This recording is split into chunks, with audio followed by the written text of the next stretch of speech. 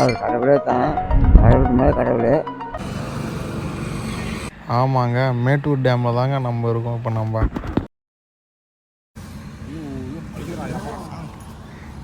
அப்பயே சூடாக இருக்குன்னு சொன்னேன், பார்த்து தானே செய்ய சொன்னேன். என்னாச்சு காமி?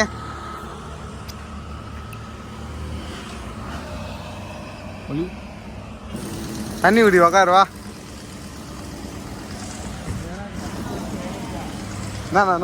நான் சொல்லினே இருந்தேன் இது மாதிரி சூடாக இருக்குது ஆகும். எவ்வளோ ஹீட்டு தெரியுமா இருக்குது. டக்குன்னு கை வச்சு என்னவோ சூடு வச்சுக்கினாரு. விடுங்க, எல்லாம் ஒரு நல்லதுக்கே.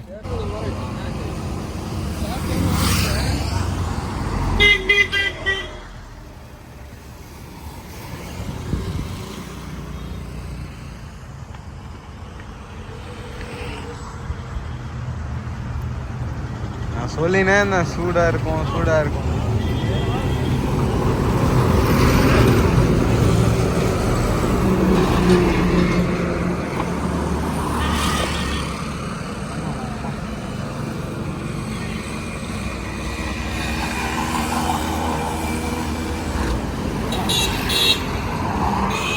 மறுபடியும் பார்த்தீங்கன்னா ஒரு சின்ன ப்ராப்ளம் ஆயிடுச்சு. வண்டி சுற்றி பார்த்து கடை எங்கே இல்லாதனால கொஞ்சம் தொலைக்கு அப்புறம் போயிட்டு அங்கே ஒரு கடை இருந்தது, அந்த இடத்துல பார்த்தோம் என்னென்னு. அப்புறம் என்னன்றதை ஒன்றும் இல்லைப்பா, இது ரொம்ப லாங் வந்தாலும் வண்டி ஸ்டாப் ஆச்சு அப்படின்னு நம்ம சொன்னாங்க. சரி அப்படி நேரம் நாங்களும் கிளம்பி வந்துட்டோம். இப்போ கரெக்டாக நம்ம எங்கே இருக்கோம்னாக்கா, கண்டுபிடிங்க பார்க்கலாம். ஆமாங்க, மேட்டூர் டேமில் தாங்க நம்ம இருக்கோம் இப்போ. நம்ம ஆல் ஓவர் தமிழ்நாடு ட்ரிப்பில் இப்போ எங்கே இருக்குன்னு பார்த்தீங்கன்னா, மேட்டூர் டேம் பக்கத்தில் இருக்க பிரிட்ஜு மேலே தான் நம்ம இருக்கோம். அப்படியே பிரிட்ஜுக்கு ஆப்போசிட்டில் பார்த்தீங்கன்னா அது வந்து யாருக்கெல்லாம் அது பற்றி தெரியும்னு சொல்லிட்டு கமெண்ட்டில் சொல்லுங்கள். எனக்கு தெரிஞ்ச விஷயம் பார்த்தீங்கன்னா, அது எப்படின்னா அந்த கிளாஸ் டைம்னாலே இந்த சுற்று வட்டாரம் எல்லாமே பீஸ்ஃபுல்லாக இதுன்னு சொல்லிட்டு நிறைய பேர் சொல்லியிருக்காங்க. உங்களுக்கு தெரிஞ்ச விஷயத்த கமெண்ட்டில் சொல்லுங்கள். அடுத்து நம்ம எங்கே வந்திருக்கோம்னு பார்த்தீங்கன்னா உங்களுக்கே தெரியும், வீரம் விதைக்கப்பட்டுள்ளது வீரப்பன் அப்படின்னு இந்த கல் பார்த்தே கண்டுபிடிச்சிட்ருப்பீங்க நம்ம எங்கே வந்திருக்கோன்னு. ஆமாங்க, நம்ம வீரப்பன் ஐயா சமாதியாண்டதாங்க நம்ம வந்திருக்கோம். இங்கே தான் அவர் இருக்கார் பாருங்கள். இவர் ரொம்ப வருஷங்களாகவே இப்படியே தான் இருக்குது இந்த இடம் ஃபுல்லாகவே, நம்ம சமுதாய கொடி.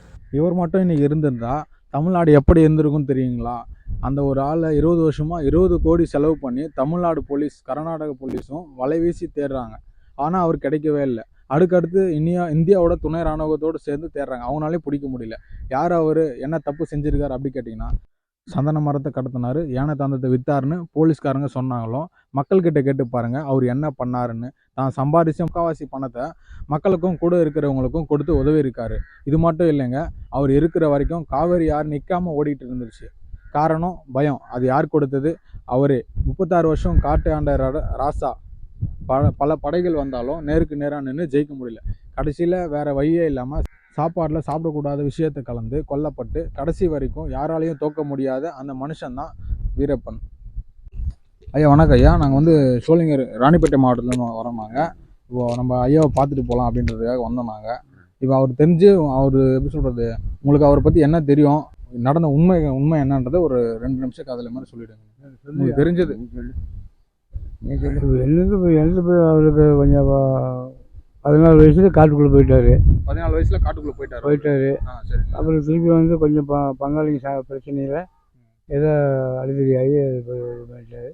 அப்புறம் அப்போ போனவர், காட்டுக்குள்ளே போனவர் அப்படியே காட்டுக்குள்ளேயே 36 வருஷமாக காட்டிலே இருந்தார். காட்டிலே இருந்து அப்புறம் இப்படியெல்லாம் பல இதாக குற்றமெல்லாம் ஆகி போச்சு. அதுக்கு குற்றங்களும் அவரை பற்றி யாருமே தவறாக சொல்லவும் முடியாது.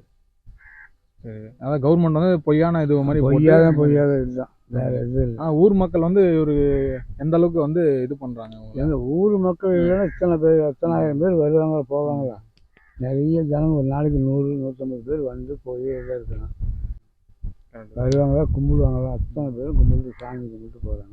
ஏன்னா இங்கேருந்து நாங்கள் 300 கிலோமீட்டர் 4 கிலோமீட்டர் தள்ளி தான் நாங்கள் இருக்கோம். நாங்களே ஒரு வந்து கடவுளா மாதிரி தான் இப்போ வரைக்கும் நாங்கள் நினச்சிட்டு வரோம். நீங்கள் அவர் கடவுளே தான், கடவுளுக்கு மேலே கடவுள். நீங்களே அவர் சொன்னதை கேட்டிருப்பீங்க. இப்போ பாருங்கள், டெய்லியுமே வந்து 100க்கும் 100 மேற்பட்டவர் வந்து பார்க்குறாங்க அப்படின்ற மாதிரி அவங்க சொன்னாங்க. அதுக்கப்புறம் நம்மளால் முடிஞ்சது நம்மக்கிட்டே இருந்த காசு கொஞ்சம் நீங்கள் வச்சுக்கோங்க, ஏன்னா இங்கே தான் அவங்க தான் இருக்காங்க, சரி நீங்கள் பார்த்துட்டு பத்திரமா இருங்க, தேவையான வழுக்கு அந்த எண்ணெய் கற்பூரம் ஏதாச்சும் தேவைப்பட்டால் யூஸ் பண்ணிக்கோங்க அப்படின்னு காசு கொடுத்துட்டு வந்துட்டோம். பாருங்கள் சுற்றி இடம் எப்படி இருக்குது, ஃபுல்லாக அந்த பக்கம் பார்த்திங்கன்னா தண்ணி தான் இருக்குது, ஏரி. பாருங்கள், நம்ம இங்கே தான் இருக்கோம். ஆளுங்க வந்துட்டு போயிட்டே தான் இருக்காங்க, எல்லாம் வந்து பார்த்துட்டு. நெக்ஸ்ட் நம்ம வந்துட்டோங்க. ஆனால் உண்மையை சொன்னால் அங்கேருந்து வர மனசே இல்லைங்க, எப்படிப்பட்ட வீரமானவர் அவர். அடுத்து நம்ம வந்திருக்க இடம் பார்த்திங்கன்னா பவானி ஆறுங்க. இந்த ஒரு இடங்க பார்த்திங்கன்னா பாருங்கள் எப்படி இருக்குது பாருங்கள், அந்த அளவுக்கு. அங்கேயும் பாருங்கள் தண்ணி வந்து நிற்காமல் போயிட்டே இருக்குங்க. இங்கே கொஞ்ச நேரம் கூட நிற்காமல் இப்போ அடிக்கிற வெயில் கூட எப்பவுமே போயிட்டே இருக்குங்க. அந்த இடத்துல பார்த்தீங்கன்னா உங்களுக்கே தெரியும், அந்த சூரியன் வெளிச்சத்துக்கும் அந்த தென்னை மரத்துக்கும் இங்கே தண்ணி போகிறதுக்கும் வந்து அந்த லொக்கேஷன் எந்தளவு எக்ஸாக்டாக சூப்பராக அமைஞ்சிருக்குன்னு பாருங்கள். இது வந்து இயற்கையாகவே இந்த மாதிரி இருக்குது, பார்த்திங்கன்னா தெரியும். அவ்வளோ அழகாக இருக்குது பார்க்கவே. இந்த பக்கமும் பாருங்கள் தண்ணி போயிட்டு தாங்க இருக்குது. ஆர்டிஎஸ் ஃபேமிலி நெக்ஸ்ட்டு டே 3ல் பார்க்கலாம். பாய் பாய்.